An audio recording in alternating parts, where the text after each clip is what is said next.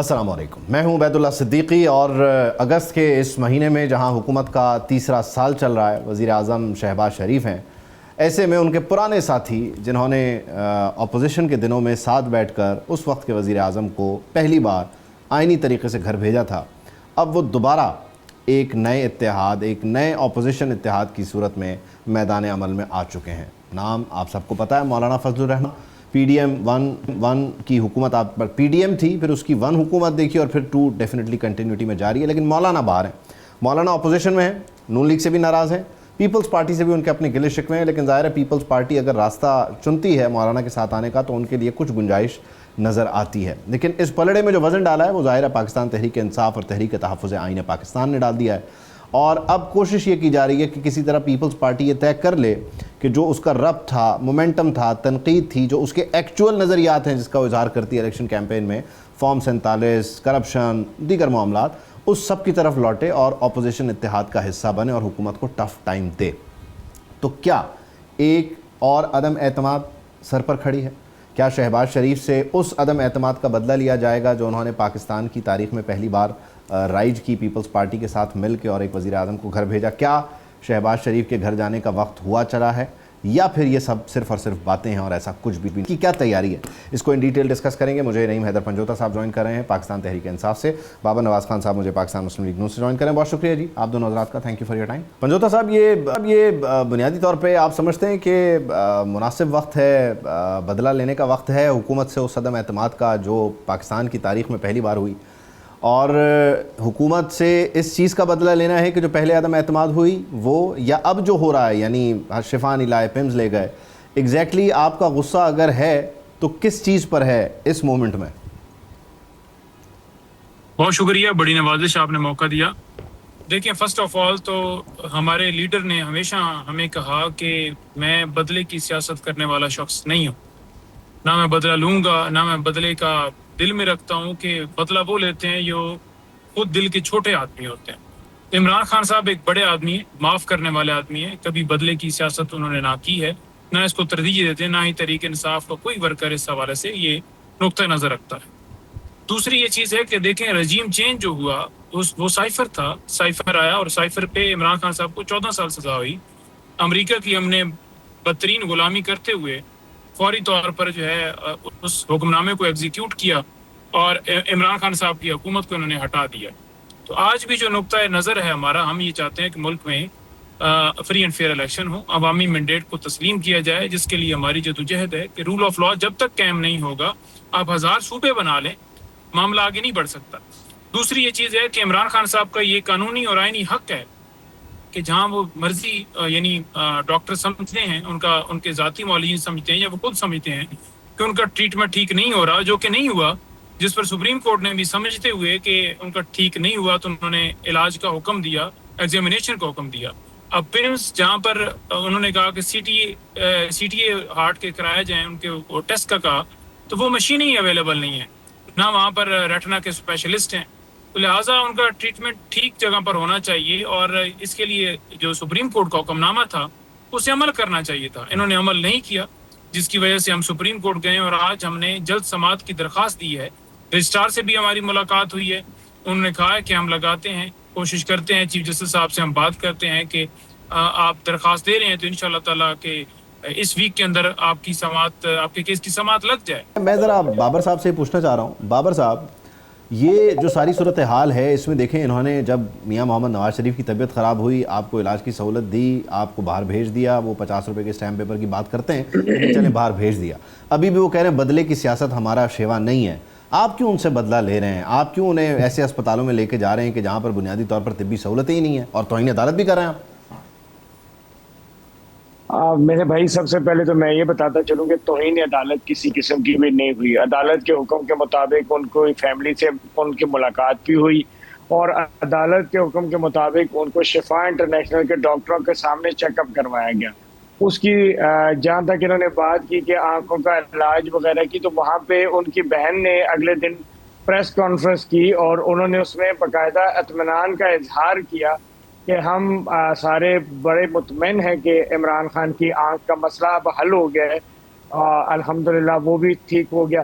باقی جو یہ بات کر رہے ہیں کہ ان کے ذاتی معالجین اور وہ سارے ان سے سیٹسفائی نہیں ہیں، دیکھیں میں اس فیصلہ آنے کے بعد بھی اپنی بات کرتا تھا اور آج بھی اس پہ قائم ہوں کہ یہ کسی فرد واحد کے لیے قانون میں چینجنگ نہیں ہو سکتی. سپریم کورٹ ہمارے لیے انتہائی قابل احترام ہے، لیکن وہ کوئی بھی قانون نہیں بنا سکتے، وہ قانون کی تشریح کر سکتے ہیں.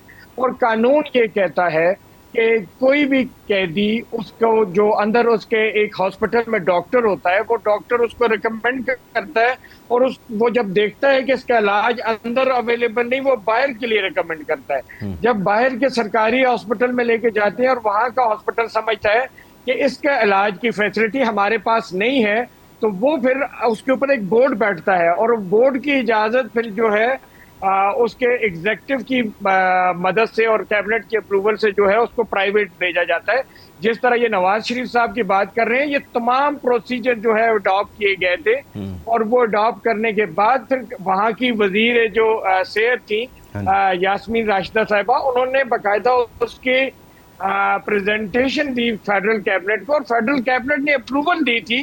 اس اپروول کی بنا پہ جب وہ علاج انہوں نے کہا کہ وہ سرکاری اسپتالوں میں نہیں ہو سکتا، اس کو شریف میڈیکل سٹی جو پرائیویٹ ہاسپٹل ہے وہاں پہ لے جایا جائے، اور پھر وہاں سے ان کا بیرون ملک کا بھی جو وہ اجازت نامہ ہے وہ کسی کورٹ کے حکم سے نہیں ہوا تھا، بلکہ فیڈرل کیبنٹ نے وہ رعایت بھی تھی. پھر وہ واپسی پہ اسٹاف جو ایئرپورٹ پہ استقبال کے لیے تھا، وہ ساری چیزیں تو خیر الحمدللہ ہم نے دیکھی ہوئی ہیں. میں ایک چیز پوچھنا چاہ رہا ہوں، دوسری چیز میں ایک چیز پوچھنا چاہ رہا ہوں، ان کے جو اقدامات ہیں اس سے آپ کو گھبراہٹ نہیں؟ سوال کیا ہے تو میرا جواب پورا ہونے دے دیں. آپ نے سوال کیا، میرا جواب آپ ہی سے سوال ہے، یہ تو آپ کی طرف آ رہے ہیں تو میں اعتماد لے کے آپ کو گھبراہٹ نہیں؟ میرا سوال پہلے جواب تو پورا ہونے دے، میں وہی جواب دے رہا ہوں. آپ نے دوسری بات کی کہ یہ کہہ رہے ہیں کہ ہماری جماعت اور ہماری قیادت جو ہے وہ کبھی بھی انتقام کی سیاست نہیں کرتی. آپ نے وہ عمران خان کا کلپ نہیں دیکھا جب وہ اپنے منہ پہ ہاتھ پھیر رہے تھے اور کہہ رہے تھے کہ میں تمہیں دیکھ لوں گا زرداری، میں تمہیں دیکھ لوں گا نواز شریف، اس کے ہم اے سی نہیں لگنے دیں گے، ہم یہ نہیں کریں گے، ہم وہ نہیں کریں گے. آج کی ڈیٹ کی اگر بات کروں تو آپ خیبر پختونخوا میں میرے ساتھ چلیں، میں آپ کو بتا سکتا ہوں ان لوگوں نے جنہوں نے میری سپورٹ کی پچھلے سال الیکشن میں، ان کی فیمیلز کو اٹھا اٹھا کے انہوں نے سوات اور ملاکنڈ کے جیسے دودھ افتادہ علاقوں میں پھینک دیا، جہاں پہ ان کو چائے کی پیالی نہ پلائی جائے، وہاں کے لوگوں کو یہ اپنے ظلم کا نشانہ بناتے ہیں. آج 16 دن ہو گئے ہیں ہمارے ہری پور سے ایک بچی بالکل اسی طرح جیسا قصور کا واقعہ ہوا تھا زینب والا، ویسا واقعہ ہمارے پاس ہری پور میں ہوا ہے.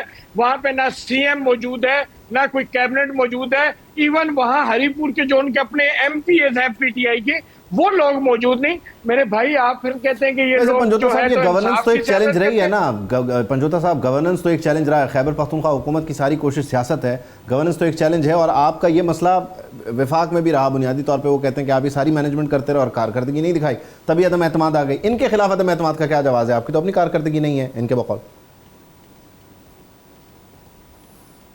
لیکن یہ عدم اعتماد کی جو آپ بات کر رہے ہیں، ہم سمجھتے ہیں کہ نیا الیکشن ہونا چاہیے اور تمام سیاسی قیدیوں کو رہا ہونا چاہیے، فری اینڈ فیئر الیکشن ہو، نیا چیف الیکشن کمشنر آئے.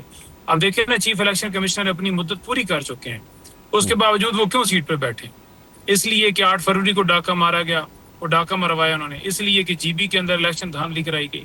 اس لیے کہ اے جے کے کے اندر وہاں کی عوام کو لڑنے کا حق ہی نہیں دیا گیا، سب سے بڑی جماعت کا نشان لے لی گیا، اس کو لڑنے کا حق نہیں دیا گیا. وہاں پر 5% ٹرن آؤٹ کے اوپر بھنگڑے ڈالے جا رہے ہیں کہ ہمیں جی ووٹ پڑ گیا اور اللہ تعالیٰ کے فضل کرم سے اب دوبارہ کوئی وزیر اعظم بننے جا رہا ہے اور کوئی یہ بننے جا رہا ہے اور ہمیں سیٹیں فلانی مل گئی ہیں. تو ایسے تو نہیں ہوتا نا. آپ کے اندر ایک اخلاق ہوتا ہے، آپ کے اندر ایک مورل ایک اتھارٹی ہوتی ہے، آپ کے اندر ایک سوچ ہوتی ہے کہ یار اگر میں ہارا ہوں تو مجھے سرنڈر کر دینا چاہیے، میں نہیں جیتا. اگر میں جیتا ہوں لڑ کے جیتے نا، سب کو لیول پلینگ فیلڈ دیں.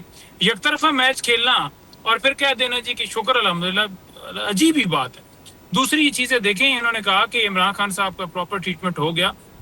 اگر ٹریٹمنٹ ہو گیا ہوتا تو آپ کی رپورٹ کے اندر وہ جو آپ کی رپورٹ یعنی سرکار کی رپورٹ سپریم کورٹ میں جمع تھی، جس میں مختلف بیماریوں کا ذکر تھا اور ڈاکٹر نے جو ریکمینڈ کیا تھا کہ آئسولیشن کے اندر رکھا جاتا ہے، ایک ملٹری ٹارچر ہے، ہیومن انٹریکشن کرایا جائے، وہ آپ کی رپورٹ آپ کے سامنے ہے.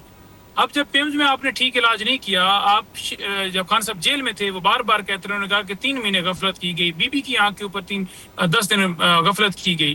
تو اس کے بعد ہم نے دیکھا کہ یہ بالکل وہاں پر ٹریٹمنٹ ان کا ٹھیک نہیں ہو رہا، کیونکہ نہ وہاں ریٹنا کے اسپیشلسٹ ہیں، نہ وہاں مشینری، اور آپ کے پی ایم صاحب نے ایکشن لے لیا، انکوائری کمیٹی بنا دی ہے کہ وہاں جو ہے وہ سی ٹی اے کرنے والی جو ہارٹ کے ٹیسٹ ہیں وہ مشین کیوں نہیں ٹھیک، وہاں پر کیوں ایسا مسئلہ ہے؟ تو جب نہ آپ کے پاس مشین ٹھیک ہے، نہ اوزار آپ کے ہیں، نہ ڈاکٹرز ہیں. اب اس دن بھی جو یہ کہہ رہے ہیں کہ پیمز کے اندر علاج ہوا تو شفا سے یہ اسپیشلسٹ لے کر گئے نا، کیوں لے کر گئے؟ کیونکہ وہاں ڈاکٹرز ہی نہیں ہیں. تو ڈاکٹر فیصل جو بورڈ کا حصہ تھے وہ کیوں انہوں نے ان کو ہراساں کر کے رکھا شفا ہاسپٹل کے اندر؟ انہیں کیوں نہیں وہاں بورڈ کا حصہ بنایا؟ ڈاکٹر عثمان، ان تمام لوگوں نے بورڈ بننا تھا، اس کے اوپر پراپر ٹیسٹ ہونے تھے. جب آپ ڈاکٹر فیصل کو لے کر جا سکتے ہیں تو خان صاحب کی سیکیورٹی کا ایشو آ گیا، ان کو کسی نے راستے میں روکا جب آپ لے کر جا رہے تھے. تو یہ ان کی طرف سے بہانے ہیں. تو کمٹ ہو چکی ہے کنٹمپٹ آف کورٹ ان کے خلاف. تو ڈیفینیٹلی عدالت میں ڈیسائیڈ کریں. اچھا میں اس میں بابر صاحب لاسٹلی میں آپ سے جاننا چاہ رہا ہوں کہ ظاہر ہے وہ فراخ دلی کا آپ سے مطالبہ کر رہے ہیں، یہ مطالبہ آپ سے پاکستان پیپلز پارٹی بھی کرتی ہے کہ بھائی جس کا جو حصہ اس کو وہ لینے دیں، کیا وہ گلگت کا الیکشن ہو، کیا وہ آزاد کشمیر کا الیکشن ہو. یہاں یہ صحت سے متعلق بات کریں، صحت اور الیکشن سے متعلق، وہ الیکشن سے متعلق بات کرتے ہیں. آپ فراخ دلی کے لیے جانے جاتے تھے کسی ٹائم پہ، اب آپ سمجھتے ہیں کہ یہ جب حصہ نہیں رہا تو اس کی وجہ سے مشکل ہو رہی ہے، اور پیپلز پارٹی اگر اس لمحے پہ ڈیسائیڈ کرتی ہے کہ آپ فراخ دل نہیں اور ان کے ساتھ چلی جاتی ہے تو پھر تو مشکل ہی مشکل ہے. دیکھیں، فراخ دلی کی بات آپ نے جو کی، فراخ دلی تھی جس وقت گلگت میں ہم نے دیکھا کہ پیپلز پارٹی کو ایک مینڈیٹ ملا ہے تو وزیر اعظم پاکستان نے ان کو کال کی، بلاول بھٹو کو، اور ان کو مبارکباد دے کر حکومت سازی کی دعوت دی. اسی طریقے سے اگر آپ یہ جو ان کی صحت کے حوالے سے بات کر رہے ہیں تو وہ جو کنسرن ہم پہلے دن سے شو کر رہے تھے، میں نے اپنے جتنے ٹی وی پروگرامز ہیں اس میں ایک ہی بات کیا کرتا تھا کہ اگر یہ اجازت سپریم کورٹ ان کو دے رہی ہے تو جو قیدی ابھی آپ کے اور جیلوں میں بند ہیں ان کے لیے کیا قانون لاگو ہوگا. وہی بات ہوئی آج آپ کے اڈیالہ سے جو ہے تو قیدیوں نے باقاعدہ اپلائی کر دیا اور کورٹوں میں آگے ہیں. اسلام آباد ہائی کورٹ میں آج باقاعدہ ان کے وکلا پیش ہوئے ہیں اور انہوں نے کہا ہمارے پاس بھی پیسے اور ہماری بیماریوں کا علاج سرکاری طور پہ نہیں ہے، ہمیں بھی بیرون ملک جانا دیا جائے اور ہمیں بھی پرائیویٹ ہاسپٹلز میں جانے دیا جائے. پھر جب ایک طرف سے تحریک انصاف یہ کہتی ہے کہ قانون سب کے لیے برابر، تو پھر یہ کیسے ہو سکتا ہے کہ ایک بندے کے لیے علیحدہ قانون ہو اور پورے پاکستان کے لیے علیحدہ قانون ہو؟ یہی تشریح چاہتی تھی گورنمنٹ آف پاکستان بھی ان سے، اور اسی تشریح کے لیے سپریم کورٹ گئے تھے. تو انشاءاللہ اب آپ تو کورٹ میں ہے کہ وہ توہین عدالت ہوئی یا نہیں ہوئی، آپ دونوں کا حق ہے، اختیار ہے اپنا مقدمہ پیش کرنے کا. بہت شکریہ نعیم حیدر، شکریہ بابر صاحب، thank you for your time. Programme میں ایک بریک شامل کرتے ہیں، بریک کے بعد آپ ساتھ ہیں. Welcome back. فیلڈ مارشل صاحب پہنچے ہیں جی تہران، اور یہ بہت امپورٹنٹ ہے امریکہ ایران جنگ کے تناظر میں. کیا پیغام گیا ہے، کیا میسج مل رہا ہے، اور کیا آئندہ آنے والے دنوں میں چیزیں بڑی سوئفٹلی ریپڈلی سمٹتی ہوئی نظر آ رہی ہیں یا نہیں آ رہی، اس کو ہم ڈیٹیل میں ڈسکس کرنے جا رہے ہیں. جوائن کریں احتشام الحق صاحب. احتشام صاحب بہت شکریہ، thank you for your time. ظاہر ہے یہ اتنے سارے معاملات ہیں اندرونی کہ ان کو ڈسکس ہم کرتے رہتے ہیں، لیکن یہ بھی ایک ڈیفینیٹلی بہت بڑی ڈیولپمنٹ ہے اس سے ریلیٹڈ. دیکھیں ویسے سب سے اہم بات تو یہ کہ آج سے اناؤنسمنٹ کرنا تھا سیکٹری کامرس جو ہیں ان کے اسکاٹ بیسٹ نے، جس میں انہوں نے اعلان کرنا تھا کہ پابندیاں کس طرح کی لگنی ہیں، کتنی لگنی ہیں. اوور 360 سے زیادہ پابندیاں اب تک لگ چکی ہیں، اور یہ پابندیاں جو لگانے کی بات ہو رہی تھی اس کو آپ نے دیکھا چائنا نے کہا کہ ہم سپورٹ نہیں کرتے انلیس کہ یو این کے امبریلا کے اندر آئے. اسی دوران یہ بڑی ڈیولپمنٹ ہوتی ہے. آپ نے دیکھا کہ یہ دونوں طرف سے آفیشیلی میں آپ کو بتاؤں یہ پاکستان کو اپروچ کیا گیا ہے. آپ نے دیکھا 3 دن پہلے عراقچی صاحب جو وزیر خارجہ انہوں نے فیلڈ مارشل سے بات کی. اس سے 2 دن پہلے اپنا پریزیڈنٹ ٹرمپ نے بھی اور باقی لوگوں نے ان سے بات کی اور کہا ان کو باقاعدہ لفظ یوز کیا گیا جی ڈیڈ لاک ہو گیا، اس کو توڑا جائے. آپ کو یاد ہوگا پاکستان نے اتنے ایفرٹ کیے، 2 دفعہ فیلڈ مارشل گئے، اس کے بعد آپ نے دیکھا 3 دفعہ ہمارے محسن نقوی صاحب گئے، کوئی بات نہیں بنی اور پاکستان پیچھے ہٹ گیا تھا. پھر اس کے بعد انہوں نے عمان اور قطر نے کوشش کی، وہ بات نہیں بنی. عمان پہ تو اور غصہ ان کو آ گیا، اپنا پریزیڈنٹ ٹرمپ کو انہوں نے کہا کہ ہم تمہارے پہ بھی حملہ کریں گے. اب وہ کہہ رہے ہیں کہ اس وقت پوری دنیا میں اگر کسی ملک کے اوپر ہم اعتماد کر سکتے ہیں، کوئی نیوٹرل بروکر ہے. انہوں نے فیلڈ مارشل عاصم منیر صاحب کا نام لیا، انہوں نے کہا ہے کہ آپ ہی کوشش کریں. آفیشلی دونوں سائڈ سے کہا گیا کہ ڈیڈ لاک کو توڑیں، اور دونوں تیار ہو گئے ہیں. وہ کہتے ہیں کہ جی ہم 14 پوائنٹ ایم او یو جو سائن ہوا تھا اسلام آباد ایکارڈ کے نام پہ، اس کے لیے تیار آنے کے لیے. اس کے لیے جہاں ہمار کی زمین اس کے جو ہیں ان کے ایران کے سابق صدر محمد حاتمی، انہوں نے جو بیان دیا تھا 1 ہفتہ پہلے، اس کا کہتے ہیں بڑا اثر. انہوں نے کہا کہ یہ بڑا زبردست طریقے سے 14 پوائنٹ میں سے 12 پوائنٹ جو اپنا ایران کے حق میں آ رہے تھے. بڑی غلطی کی ایران نے نہ مان کے ان کو ماننا چاہیے. اب وہ تینوں صدر بھی اور ان کے فارن منسٹر بھی اسپیکر بھی وہ بھی حاتمی صاحب کے بیان کو سامنے رکھتے ہوئے یہ بات کر رہے ہیں. اب وہ جو اپنا پاسداران انقلاب کی نئی لیڈرشپ پر سیکورٹی کونسل بنی ہے وہ ابھی تک ٹف ٹائم دے رہے ہیں. وہ کہتے ہیں نہیں بات مانیں گے. اب ہو کیا رہا ہے؟ دو چیزیں ہیں. ایک تو ہے کہ جو پہلے آپ کو امریکہ کی مشکلات کچھ تو پتہ ہے, کچھ میں آپ کو بتا دیتا ہوں جو ہمیں پتہ چلی ہیں. وہ یہ ہے کہ ایک تو یہ ہے کہ ساری دنیا کو پتہ ہے کہ جو اپنا نومبر میں الیکشن ہے. دوسرا آپ نے دیکھا عبید خود منہ سے کہہ چکے ہیں پریزیڈنٹ ٹرمپ کو, مجھے لگتا ہے کہ میرا مواخذہ میری امپیچمنٹ ہوگی. ہاؤس سے فارغ ہو گئے ہیں. House of representative lower house میں دیکھیں وہ ان کے ہاتھ سے چلا گیا ہے. سینٹ 100 ممبر کا ہاؤس ہے, اس میں سے کہا جا رہا ہے 2 سے 3 بندے ڈیموکریٹ کے ٹوٹیں گے جائیں گے, اپنا ریپبلکن ٹوٹیں گے ڈیموکریٹ کی طرف جائیں گے تو ان کی چھٹی ہو جائے گی. ایک تو یہ ان کے لیے مسئلہ بن گیا. امریکن آئل کمپنیز نے شور کرنا شروع کر دیا. 4% سے زیادہ انفلیشن جو ہے امریکیوں کو کھا گئی. ادھر اب یہ مسئلہ بن گیا ہے کہ 3 دن پہلے یا 4 دن پہلے جب اب ٹوٹلی اپنا تعلقات خراب ہو گئے یو اے کے ساتھ تو $30 بلین کی عبید جو ان کی ٹریڈ ہے وہ اس پہ چھڑا پھر گیا. اس سے بہت زبردست نقصان ہوا ایران کو. اب ایران کی صورتحال یہ ہے کہ 61.4% مہنگائی ہوگی اور فوڈ پرائسز آسمان پہ چلی گئی ہیں. اب لوگوں نے وہاں شور کرنا شروع کر دیا, آہستہ آہستہ آوازیں نکلنا شروع ہو گیا ہے کہ یہ اب ہمارے لیے مشکلات کا ایک بڑا دور ہے. اسی تناظر میں پھر دونوں نے اپروچ کیا. ڈیڈ لاک والا اور رابطہ ہوا, ظاہر ہے ایک نیوٹرل بروکر ہیں ہم, تو اس ڈیڈ لاک میں ہم واپس ادھر جا رہے ہیں کہ جو وہ 14 نکات ہیں اور 60 دن کی ونڈو ہے وہ دوبارہ ریسیٹ کر کے ریسٹارٹ کر دیں, یا کچھ کوئی نیا فارمولا بھی ہے ابھی جس پر بات ہو رہی ہے؟ دیکھیں نیا فارمولا تو کوئی نہیں ہے. 14 پوائنٹ پہ بات ہوگی اور مین پوائنٹ وہی ہے آبنائے حرمس.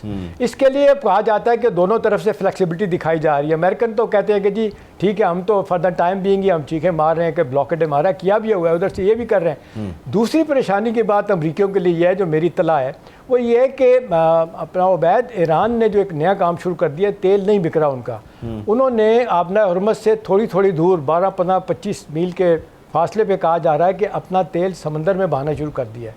ان کو یہ لگ رہا ہے کہ اگر یہ حملہ ہوتا ہے یا یہ بہت زیادہ سینکشن لگتی ہیں تو کہتے ہیں کسی وقت بھی اس میں آگ لگا دیں گے اور پھر وہ ٹوٹل ساری دنیا کی اکانومی نیچے آ جائے گی.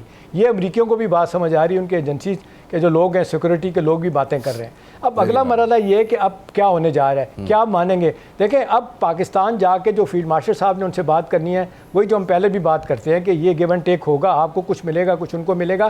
اپنے ہارڈ اینڈ اسٹینڈ سے پیچھے جائیں گے تو بات بنے گی. دوسرا میری اطلاع عبید یہ ہے کہ یہ بڑے واضح طور پہ ایرانی لیڈرشپ کو یہ بتایا جائے گا کہ یہ باب المندب بند ہونے سے مشکلات بہت زیادہ بڑھ گئیں. سعودی عرب کی ان کا تیل وہاں سے بالکل نہیں جا رہا, اور یہ کہ اگر حوثیوں کی طرف سے اب اگر کوئی بڑا حملہ ہوتا ہے تو ترکی اور پاکستان کی افواج مل کے ان کے ساتھ لڑائی کریں گی. یہ بڑا ایک اسٹرانگ میسج ایران کی ڈیفینیٹلی بہت امپورٹنٹ ہے, اور یہ جا رہا ہے کہ آپ کی چیزیں بھی چل رہی ہیں اور وہیں ساتھ ہی ساتھ سفارتکاری کو بھی موقع دیا جا رہا ہے. یہ ایک بڑا خوبصورت اور حسین امتزاج ہے ساری صورتحال کا. بہت شکریہ احتشام صاحب, تھینک یو فار. امید تو یہی ہے کہ جنگ ختم کرنے میں پاکستان اپنا جو کردار ادا کرنا چاہ رہا ہے اس میں کامیاب ہو. ایک بریک شامل کرتے ہیں, بریک کے بعد آپ ساتھ. Welcome back.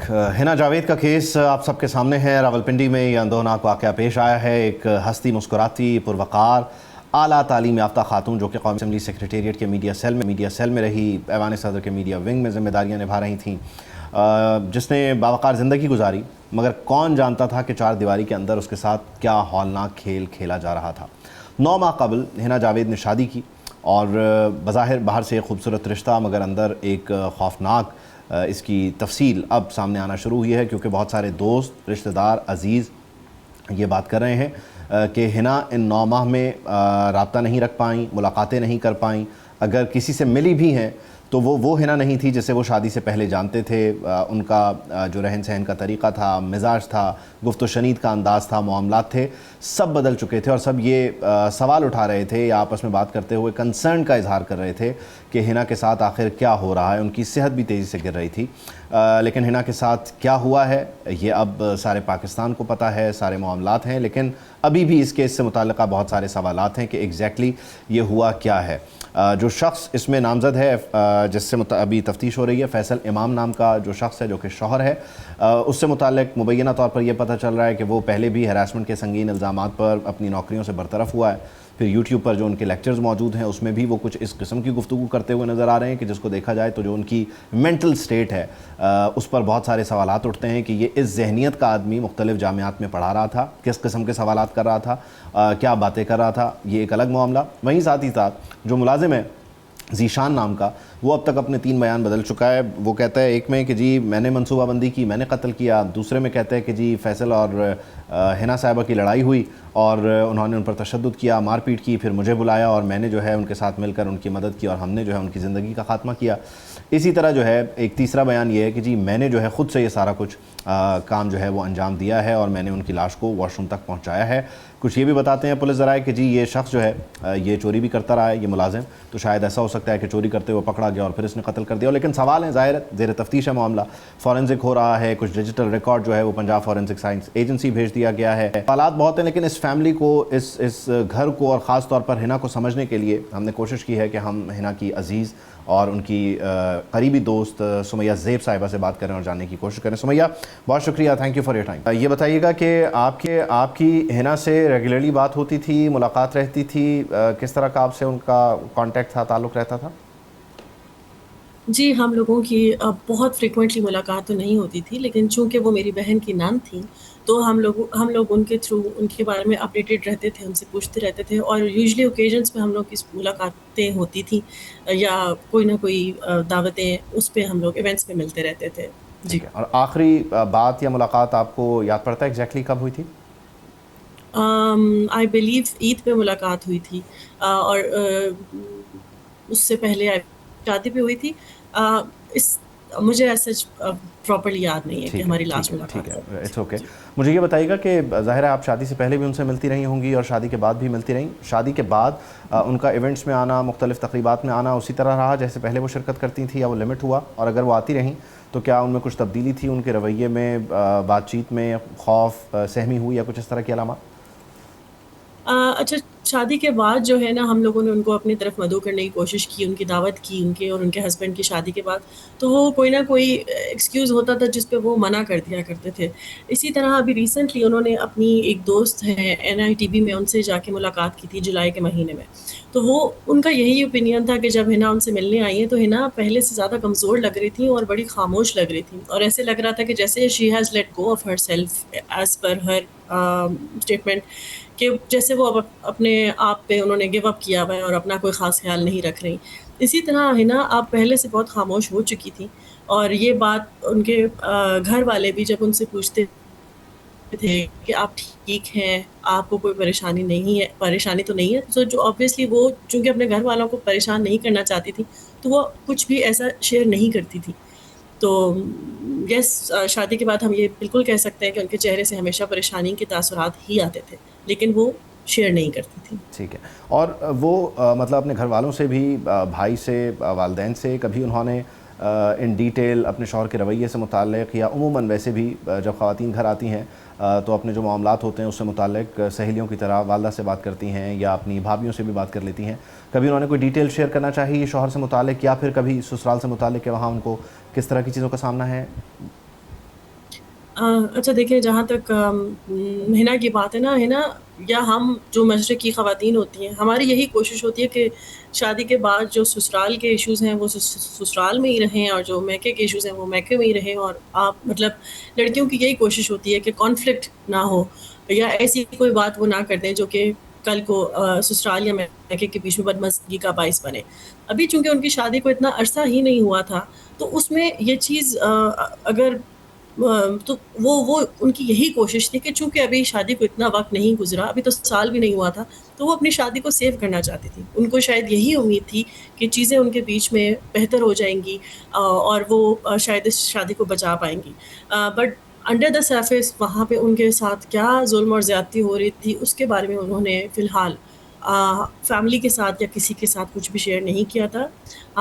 حالانکہ بٹ جس وقت ان کی ڈیتھ ہوئی اس کے بعد ہم لوگوں کے ساتھ بہت ساری دوستیں تھیں جنہوں نے شیئر کیا کہ انہوں نے اپنی ڈیتھ سے کچھ عرصہ پہلے ان کے ساتھ باتیں شیئر کی تھیں. ٹھیک ہے. اور ان باتوں میں انہوں نے ایکسپلسٹلی جو ہے وہ اپنے شوہر سے متعلق بات کی تھی, یا انہوں نے اپنی سسرال سے متعلق بات کی تھی, یا وہ جنیرک گفتگو تھی کہ جس میں انہوں نے اپنے زندگی کے کچھ مسئلے مسائل یا مشکلات کا ذکر کیا؟ اچھا سوری, اس پہ بارے میں میرے پاس زیادہ ڈیٹیلز موجود نہیں ہیں. Fair enough fair enough. اور کبھی انہوں نے کسی رابطے میں کسی دوست سے ایسا کچھ کہا ہو کہ انہیں جیسے خطرہ ہو کہ ان کی جان جا سکتی ہے یا وہ محسوس نہ کر رہی ہوں, اس طرح کبھی انہوں نے کچھ کہا ہو؟ اگر آپ کے پاس جواب ہے دینا چاہیں تو ٹھیک, ورنہ ہم اگلے سوال کی طرف جائیں گے. نہیں, انہوں نے پہلے کبھی بھی اپنے دوستوں کے ساتھ یا اپنے گھر والوں کے ساتھ ایسی کوئی ڈیٹیل شیئر نہیں کی کہ جن سے ہم لوگ الارم ہو جاتے, اور ہم ایسے گھر سے اور ہم سب ایسی فیملی سے تعلق رکھتے ہیں جہاں پہ وومن امپاورمنٹ میں یقین رکھا جاتا ہے. وہ خود ایک ایجوکیٹڈ خاتون تھی, ان کا اتنا زبردست کیریئر تھا, وہ پارلیمنٹ جیسے ایک آگسٹ آفس میں نوکری کر رہی تھی, اور وہ بھی کانٹینٹ رائٹر کی. تو ان کا لکھا ہوا کانٹینٹ آبویسلی نیشنل لیول پہ اور ہر جگہ پہ یوز ہو رہا تھا. تو she was a very capable, she was a very talented and she was a very self aware woman. تو اسی طرح میچورٹی دکھاتے ہوئے انہوں نے اپنی طرف سے اپنا رشتہ بچانے کے لیے یہ جو اندر کی ڈیٹیلز ہیں, تفصیلات ہیں, یہ کسی کے ساتھ شیئر نہیں کی, اسپیشلی اپنے گھر والوں کے ساتھ, کیونکہ وہ ان کو پریشان نہیں کرنا چاہتی تھی. اچھا, ان کے بھائی نے کچھ ڈیٹیلز ظاہر ہے ایف آئی آر میں پین ڈاؤن کروائی ہیں, تو آپ سمجھتی ہیں کہ وہ اس وقت کے جو حالات و واقعات ہیں اس سے متعلق بات کر رہے ہیں, یا ان کے پاس کچھ انفارمیشن رہی ہے, یا کبھی ان کی اور ہنا کی بات ہوئی ہو, ان کے پاس کچھ ڈیٹیلز رہی ہوں تشدد سے متعلق, ٹارچر سے متعلق اور بیٹ ہراسمنٹ, آپ اس پر بات کرنا چاہیں گی؟ نہیں, قبل از ایف آئی آر ان کے بھائی کے پاس ایسی کوئی انفارمیشن نہیں تھی. تو یہ ساری جو ایف آئی آر میں انہوں نے انفارمیشن دی ہے وہ انہوں نے اس دن کے واقعات اور اس کے ساتھ منسلک معاملات کو جوڑتے ہوئے یہ ایف آئی آر میں معاملات درج کروائے ہیں یا بیان درج کروایا ہے, صحیح ہے؟ جی ٹھیک ہے. اچھا سمیہ, لاسٹلی مجھے یہ بتائیے گا کہ پولیس ڈیفینیٹلی اس کو انویسٹیگیٹ کر رہی ہے, ظاہر ہے فیصل بھی زیر حراست ہیں, وہ جو ہاؤس ہیلپ ہے وہ بھی زیر حراست ہے. پولیس پر آپ کو اعتماد ہے, پولیس اس کو رائٹلی لے کر چل رہی ہے, یا آپ سمجھتے ہیں کہ ابھی بھی کچھ چیزیں ہیں جو کہ پولیس کو کرنی چاہیے لیکن وہ نہیں کر پا رہی؟ میرا یہ خیال ہے کہ یہ تفتیش اور تمام انویسٹیگیشن بہت شفاف طریقے سے ہو رہی ہے, اور ہم لوگوں کو پولیس پہ اور اپنے تمام اداروں پہ, حکومت پہ پورا بھروسہ ہے کہ سب ہم لوگوں کی پراپر مدد کریں گے اور ہم لوگوں کو انصاف دلانے میں پوری بھرپور مدد کریں گے, اور ہم پولیس کی تفتیش سے مطمئن ہیں, مکمل طور پہ مطمئن. ٹھیک ہے, کیونکہ آپ ظاہر ہے کلوز سرکل کا حصہ ہیں, فیملی ہیں آپ کی نظر میں آپ کا ان سے تعلق اور اوور آل اس وقت جو حالات اور واقعات ہیں ان کو دیکھتے ہوئے آپ سمجھتی ہیں کیونکہ ایسا ان آنسرڈ کویشچن ہے جو کہ نہیں پوچھا جا رہا, جس پر نہیں بات ہو رہی, یا اس کو اس کیس کے ساتھ نتھی کر کے ملا کر دیکھا نہیں جا رہا جو کہ دیکھا جانا چاہیے آپ کی نظر میں؟ نہیں, آئی بلیو اس بارے میں ان کے لیگل ٹیم یا بھائی وہ زیادہ. ٹھیک ہے. آپ سمجھتی ہیں کہ ظاہر ہے کیونکہ ہنا خود بھی جس طرح آپ نے کہا کہ پارلیمنٹ میں کام کرتی تھیں اور بہت پڑھی لکھی تھیں, باوقار زندگی گزار رہی تھیں, لیکن ظاہر ہے چار دیواری میں ان کی اپنی کچھ مشکلات اور چیلنجز رہے. ایک خاتون ہونے کی حیثیت سے دیکھنے والوں کے لیے, کیونکہ ہمارے ہاں یوزلی ڈبیٹ شروع ہو جاتی ہیں, خاتون سے متعلق بھی لوگ بات کرنا شروع کر دیتے ہیں, مرد سے متعلق بھی لوگ بات کرنا شروع کر دیتے ہیں, کوئی کسی کا وکیل بنتا ہے, کوئی کسی کا وکیل بنتا ہے. اس مومنٹ پہ آپ کچھ کہنا چاہیں گی, کوئی بات کرنا چاہیں گی اپنی فیملی کے بہاف پہ, اپنے ان پہ؟ جی دیکھیں, میرا یہ خیال ہے کہ صرف ہنا ہماری بہن اس درندگی کا شکار نہیں ہوئی. آج کل آئے دن ہمارے معاشرے میں بہت ساری عورتوں کے ساتھ اسی طرح زیادتی ہو رہی ہے, اسی طرح ان کا قتل و غارت جاری ہے, اور میرا خیال میں کہ حکومتی سطح پہ اس کے بارے میں سخت سے سخت قانون سازی ہونی چاہیے, اور ان لوگوں کو قانون کے کٹہرے میں لا کے ان کی مثال قائم کرنی چاہیے, تاکہ عورتوں کے خلاف اس طرح کے جرم کا خاتمہ ہو سکے, اور عورتیں آزادی سے اور کھلے انداز میں خوشی سے اپنی زندگی بسر کر سکیں, کیونکہ زندگی جینے کا حق سب کو ہے, خواتین کو بھی, مرد کو بھی, بچوں کو بھی, بڑوں کو بھی, سب کو زندگی جینے کا حق ہے. یقینی طور پر, اور عورت ہونا کسی بھی معاشرے میں یقینی طور پر جرم نہیں ہے, تو کیا عورت ہو, کیا بیٹی ہو, بچی ہو یا بوڑھی ہو, سب کا زندہ رہنا بہت ضروری ہے. تھینک یو, بہت شکریہ سمیہ صاحبہ آپ کے وقت کے لیے. یہ ایک اکیلا کیس نہیں ہے کہ جس کو لے کر اس وقت بات ہو رہی ہو, المیہ یہ ہے کہ کیسز ہی کیسز ہیں اور سوالات ہی سوالات ہیں.